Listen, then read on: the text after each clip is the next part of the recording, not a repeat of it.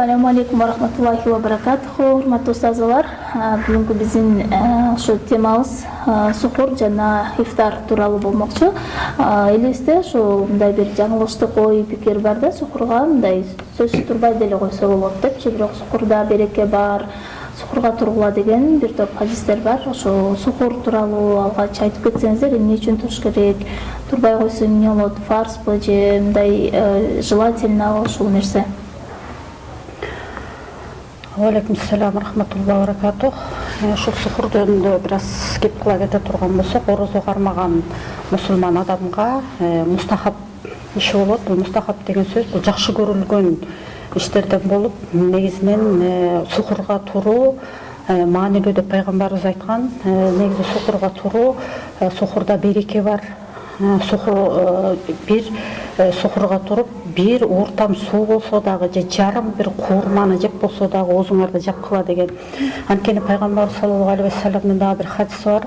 Китеби мусулмандар менен китебейлердин ортосунда деген, мисалы буякта китебейлери дегенде еврейлер, христиандардын ортосундагы айырма бул сухур менен деген. Ошон үчүн пайгамбарыбыз ушу сухурга туруп ооз бекинүү бизге буйруган. Бул эми негизинен сүннөт амалдары, мустахаб амалдары, башкача айтканда жакшы көрүлгөн иштер. Анан дагы ошо сухур сөзү сахар же болбосо сахур деген сөздөн алынып, бул түндүн 1/3 бөлүгүнүн эң акыркы убакытка чейин жеп ичүү дегенди билгизет да. Анан мурун аят келип түшкөндө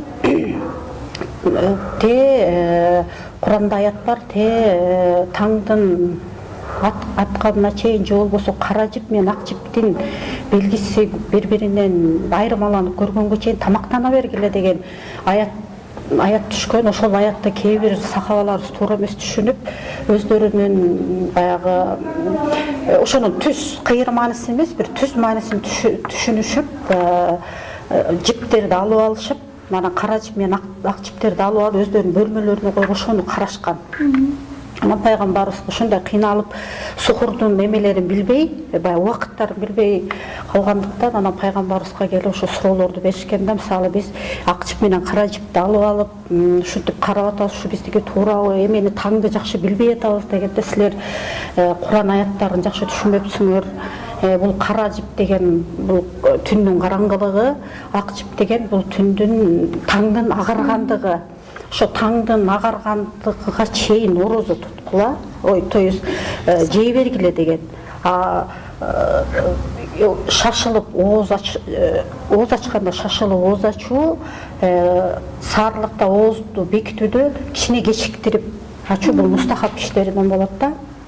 Ошон үчүн саарлыкты башка бир биздин китеп ээлеринен башка бир айырмаланып, саарлыкта туруу бул мустахаб иштеринен, эң жакшы көрүлгөн иштеринен. Саарлыкта кээ бир ошо пайгамбарыбыз ошол убакта белгилеш үчүн 2 азан айттырылган. Мында сахабабыз Билал разияллаху анху биринчи түндүн биринчи убагында айтса, экинчи Ибн Мактум деген азиз сахабабыз бар эле, ошого экинчи азанды айттырган. Анткени ал таңга жууп айтат эле, ошондо оозуңарды жапкыла, саарлыктын убагы келди деп ошол белгини берген да.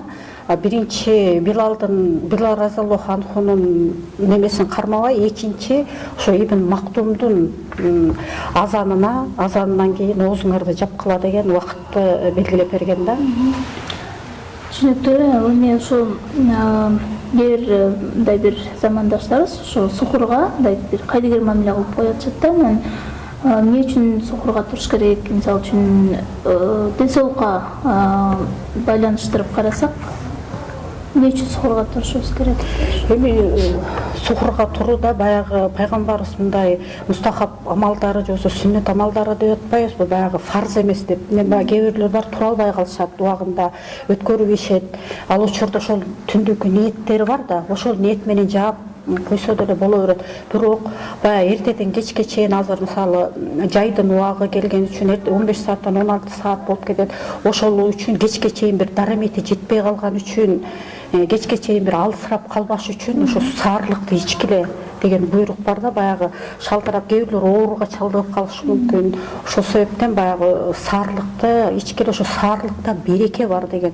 Саарлыкта көп берекелер бар, ошону тамактангыла деп пайгамбарыбыз буйруган да. Түшүнүктүү. Эми ошол сухур тууралуу бир жакшы маалыматтар болот деп окшойт. Ал эми ошо ифтар тууралуу сүйлөшсөк, ифтар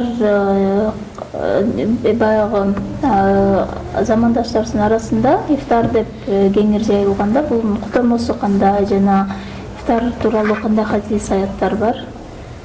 Исламда ифтарда эмне бар? Ассаламу алейкум. Куттуу Рамазан кирип келди. Бул маселе кайрадан ишке кирди. Мындай айтканда эл арасында аябай талкууга алууда. Дуа, футур, оозу ачуу, тамактануу деп деле мындай жалпак тилде которуп койсок болот. Силерге Аллах Таала эки сүйүнүч берди дейт. Биринчиси ошол оозу ачардын алдындагы кургап турган, чаңкап турган ооздорго кичине суу менен же хурма же башка табылган тамак аш менен тамактануу. Ал эми экинчи сүйүнчү болсо, иншалла ошол Рамазан айынын орозосун туткан үчүн раян эшигинде киргизип, ошол эшикти чакырып атканда, ошол мусулмандар үчүн сүйүнүч болот экен. Ифтарда береке бар. Бул деле хадистерден айтылган. Ифтардын алдындагы дуа кабыл болот. Эчтеке таппай калсаң да сууду коюп, ошону тиктеп отур. Дуа кылуу бул мустачап. Биздин азыр убакта тамактын түрүнө коебуз. Биз бир убактагы пайгамбардан кийинки сахабалардын жашоосуна кайтайлы. Кичинекей наристесин орозо туттуруп атат дейт. Балагатка жетип жете элек 9-8 жаштагы. Ошо кечтин күнү келип атат, эртең менен дагы эле хурма менен суу ичкен, кечинде дагы ошону ичкен. Бирок ошончо дагы ошо сууду күткөн баланын коштоп турган апасынын айтылган дуасы менен биз азыркы күндө ушундай төгүп чачып атабыз. Ал эми бул берекени караңыз. Чаңкап көрүңүз 16 саат. Ошол убакта суу эмес, бардык нерсе таттуу көрүнөт. Ошону оозго алуу бул өзүнчө бир бакыт. Көптөгөн эле хадистерде бар. Ифтар бул оозу ачыруу. Оозу ачууда көптөгөн неаматтар бар. Биринчиден эле ошо дуа кабыл болот. Жана ошондой эле бул обязательно суу же хурма дешкендер бар. Табылган тамак менен оозу ачуу керек. Айта кетсе сөз көп. Иншалла ошо туткан орозолорубуз кабыл болсун демексибиз. Жекебизге рахмат. Ошо сухур жөнүндө көп баян айтып берди. Сухур боюнча дагы бир аз кошуп кетсем, ошол сөзсүз тургула суу менен болсо да чапкыла дегенде да бир өзүмдүн практикаман ойлойм да, буда да бир көп маани жатат. Анткени ошо сухурга деп атайын өзүнүн уйкусун кыйып турган адам ошо сухур жегенден кийин дагы эми ошо баамдатка чейин да Куран окуп алайын, бир сооп иштерди аткарып калайын деп ошо уйкудан огонгондон кийин көп жакшы иштерин аткарат да, хажат намазын окуйт.